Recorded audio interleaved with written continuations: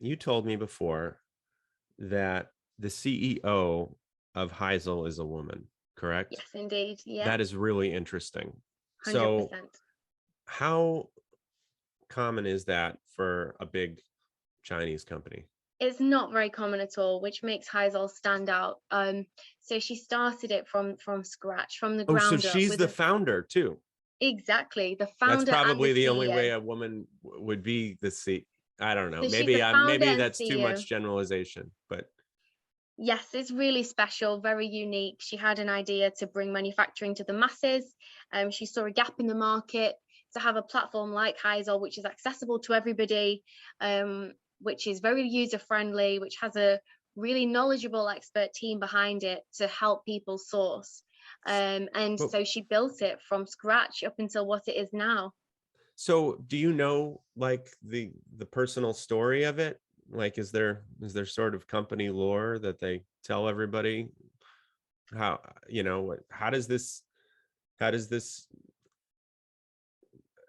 does a person any person start a company like this in China from the ground up, but let alone what would be the challenges for a woman to do that in China?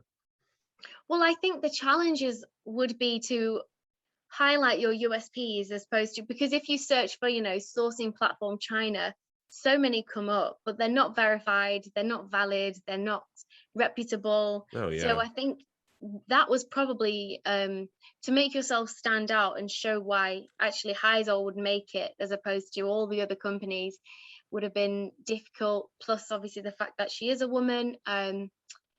And all the general challenges that come along with business. Did She she started have a was she like a business had a business an MBA?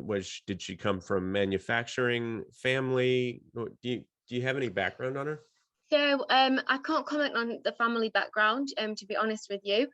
However, Sherry did come from sourcing background, so she was already knowledgeable within the industry, very knowledgeable. So she has years experience within this industry of manufacturing, outsourcing.